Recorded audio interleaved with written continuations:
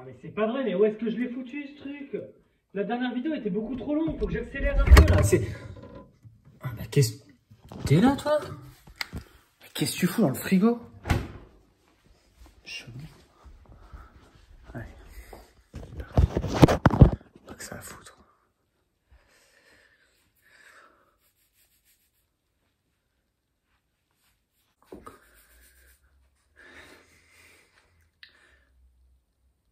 Yo, comment ça va? Ça a été février? Quoi? Vous non plus? Pourtant, février, c'est un mois super sympa. La Chandeleur, le carnaval, la Saint-Valentin, les vacances, les stations de ski.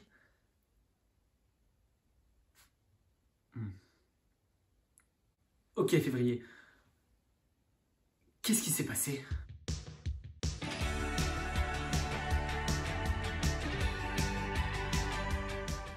Comment ça a commencé, février? C'était quoi la première image qui a lancé les hostilités?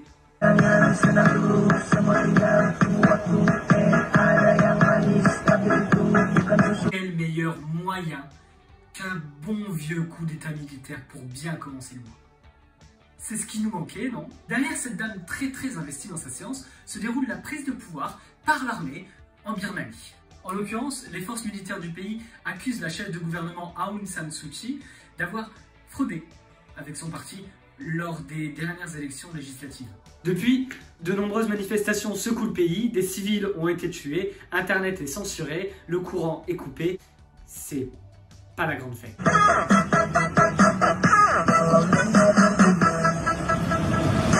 D'ailleurs, c'est un peu comme ça qu'on pourrait qualifier le mois de février 2021. C'était pas la fête. C'était pas la fiesta boum boum. Non. Pas eu grand chose de bien en février 2021. Y a pas grand chose qui fonctionne là. Vous avez entendu cette histoire d'un homme qui s'est réveillé d'un coma de 10 mois et qui a donc découvert la pandémie et tout ce qui s'ensuit? Mettez-vous à sa place. 2 secondes.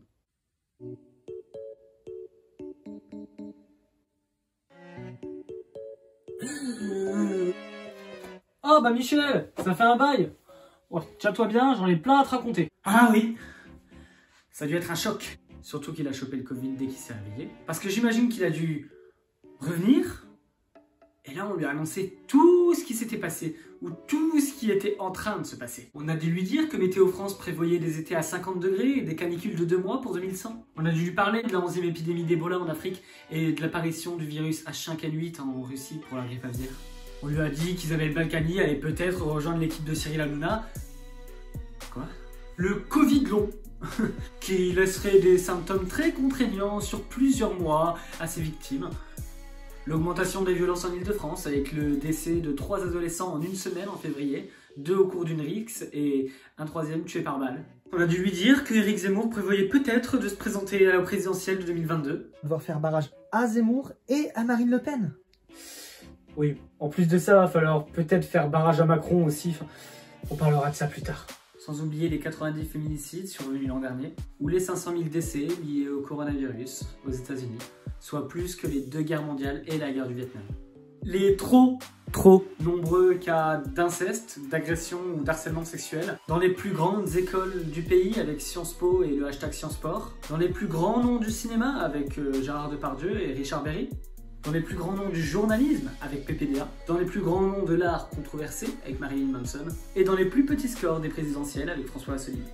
On a aussi les confinements locaux qui pointent le bout de leur nez, à Nice, à Dunkerque, ainsi que le simple fait que ça fasse plus de 100 jours, que les restaurants, les bars, les cinémas, les théâtres, les musées et j'en passe sont fermés. Et les boîtes de nuit! Ah oui, les boîtes de nuit. Bah là, ça va faire 1 an que les boîtes de nuit sont fermées. 1 an. Voilà. Ah, et le poisson rouge est mort. Bon, pensons positif. Écoute, pour fêter mon retour, prends-moi 2 places de concert pour les Daft Punk.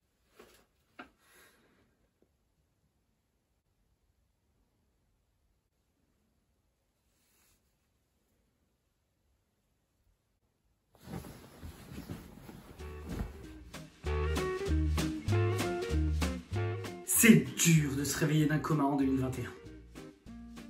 Et les jeunes d'ailleurs, ça va mieux. À défaut d'avoir le gouvernement derrière la génération étudiante, d'autres aides ont été mises en place par Intermarché, Auchan, Leclerc, Casino et Match, qui ont proposé des aides, des bons de réduction, des remises, des paniers pour les étudiants. C'est quand vous voulez Carrefour et Super U. Quand vous voulez. Certains restaurants ont aussi proposé des plats à tout petit prix pour les étudiants et d'autres établissements ont ouvert leurs portes, vu qu'ils sont fermés, que les jeunes puissent venir étudier afin de ne pas rester seuls derrière l'écran dans leur maison, appartement, boîte. Heureusement qu'on a des commerçants et des hypermarchés en France.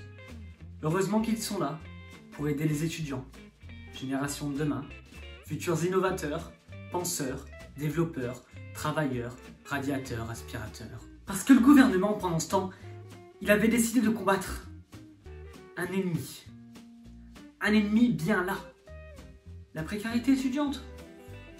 Peu importe. Il fallait combattre l'islamo-gauchisme. En gros, c'est une supposée proximité entre l'islam, mais l'islam plus politique que religion, et la gauche. Ça. Voilà. Et donc l'idée, c'était de combattre ceci parce qu'il serait trop présent à l'université. Et je me permets de rappeler une dernière fois que le taux de suicide, d'abandon, de dépression, de troubles psychologiques n'ont jamais été aussi hauts chez les étudiants. Face à cette incohérence du gouvernement, un mouvement de contestation a été lancé contre Frédérique Vidal, qui est une ministre chargée des études supérieures et donc des étudiants. Oui, il y en a une. Oui, pendant le mois de février, Frédérique Vidal alors a réussi à se mettre beaucoup de gens à dos. Beaucoup. Sauf l'extrême droite, dont l'idée d'islamo-gauchisme est l'un des fers de lance de leur politique depuis quelques années. D'ailleurs, ce mois de février, ça aura été l'occasion de voir en quoi consistait ce barrage à Marine Le Pen que Macron incarnait en 2017. Et j'utilise l'imparfait parce que récemment, on dirait qu'il se retrouve un peu dans les programmes. On vient à être quasiment un peu dans la mollesse. Hein. Je vous trouve, faut vous reprendre des vitamines. Vous n'êtes pas assez dur, je trouve, là. Hein. Si je crois à vos distinctions entre ce que dit M. Ravier, ce que dit Mme Le Pen, maréchal, ce que dit M. Collard, il y a vraiment une différence forte. Effectivement, vous êtes prête, si je comprends bien, à ne même pas légiférer sur les cultes et vous dites que l'islam n'est même pas un problème. Vraiment, vous êtes parti assez loin, ça va décevoir beaucoup de vos électeurs, j'imagine. Enfin, à l'approche des élections présidentielles de 2022, le gouvernement essaye de redorer un petit peu son image auprès de tout le monde. Ils ont par exemple acté la gratuité des protections périodiques dans les universités dès l'année prochaine. Il était temps de se dire que ça commençait à faire une sacrée inégalité de budget entre les sexes. Ils ont aussi décidé d'inviter des influenceurs blindés déscolarisés pour parler de précarité et d'études. Le tout avec Gabriel Attal, porte-parole du gouvernement, sur Twitch, plateforme de streaming, dans une émission qui s'appelle Sans filtre.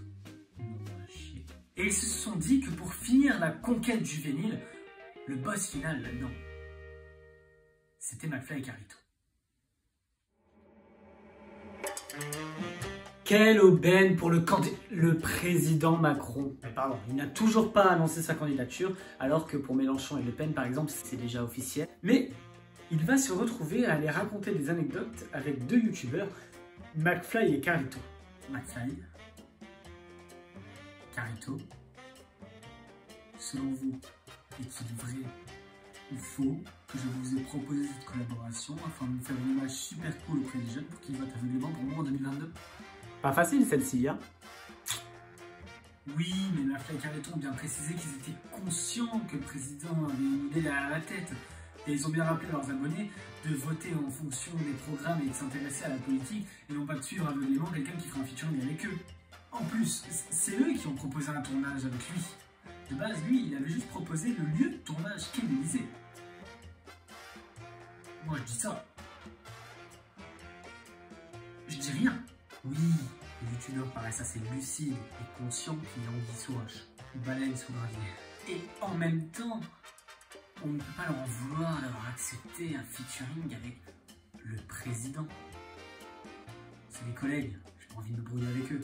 Mais c'est plutôt évident que cette vidéo aura un impact positif chez les parents qui remarqueront qu'Emmanuel Macron s'adresse et s'intéresse aux jeunes, et chez ces jeunes qui développeront avec ce type de vidéo une certaine affection pour le président, ou négatif, avec un contre-coup et une dénonciation de cette manœuvre douteuse par ses opposants, à moins que de ce fait on retrouve tous les candidats sur une vidéo différente, avec McFly et Carlito au nom de l'équité.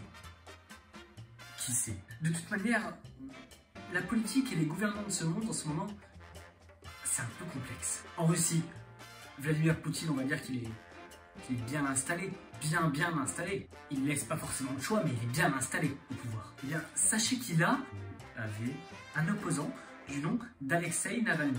Il a déjà arrêté de nombreuses fois pendant les manifestations qu'il faisait contre le pouvoir. Et cet été, il a été empoisonné mystérieusement.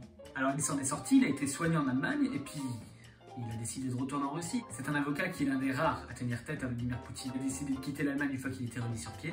Et une fois aussi, eh bien, il s'est fait arrêter, jugé, puis emprisonné. Le tout pour une sombre affaire de 2014.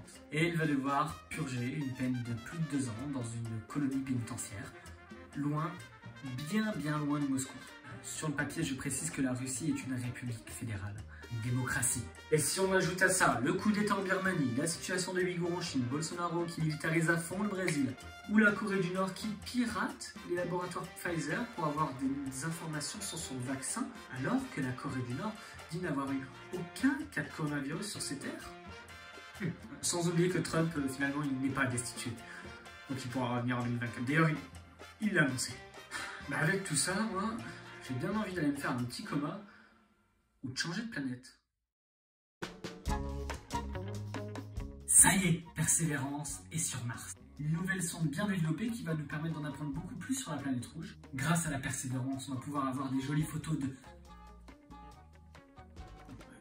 Pas grand chose, mais qui serviront beaucoup aux scientifiques de la NASA qui, eux, y verront quelque chose. Grâce à eux, finalement, à défaut d'aller au restaurant en Mars, peut-être qu'on pourrait y aller sur Mars. Sinon, avec la recrudescence des cas de coronavirus, on assiste à quelque chose d'historique. L'Allemagne a peur de la Moselle. Non, pas l'inverse. Plus l'inverse. C'est l'heure de la vengeance de la Moselle. En effet, le département français ayant un taux plus élevé de variant britannique, l'Allemagne en a un petit peu peur et donc a décidé de restreindre ses frontières. Froussarde. Enfin, l'icône du mois, la touche animale, c'est un mouton qu'on appelle Barak, qui a été retrouvé en pleine nature, en Australie, avec 35 kilos de laine sur le dos. 35 kilos. Pouah. Ouais, heureusement que c'était pas 35 kilos de briques, parce que sinon ça aurait été bien lourd. Et alors qu'il devait être en train de défiler pour la Fashion Week, il a été recueilli et tondu pour qu'il retrouve la capacité de marcher et de voir correctement qu'il avait perdu, parce qu'il avait 35 kilos de laine sur le dos. Va, Barak. Profite de ce monde, gambade. Vis la vie avant qu'elle ne te vive. Et ben voilà, c'était ça, février. Bon, c'était pas fou, mais bon. On a ce qu'on mérite, on commence à avoir l'habitude. Hein? Vivement cet été avec les festivals assis, masqués, à moins de 5000 personnes avec la distanciation sociale. Ça va être super. Bon vent, petit février, avec tes 28 petits mini-Riki qui jouent. Et bon anniversaire à ceux qui sont nés le 29 février. Je pense à vous. Alors Mars, qu'est-ce que tu nous as prévu? On voit ça dans un mois. Si vous regardez cette vidéo le 7 mars, bonne fête des grands-mères si vous êtes grand-mère. Si vous la regardez le 31 octobre, joyeux Halloween. Si vous la regardez le 25 décembre, joyeux Noël. Et si vous ne la regardez pas, non,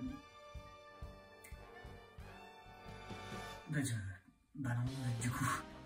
Sur ce, je vous embrasse, je vous fais des coucous, des bisous et peut-être un de ces jours. Bisous.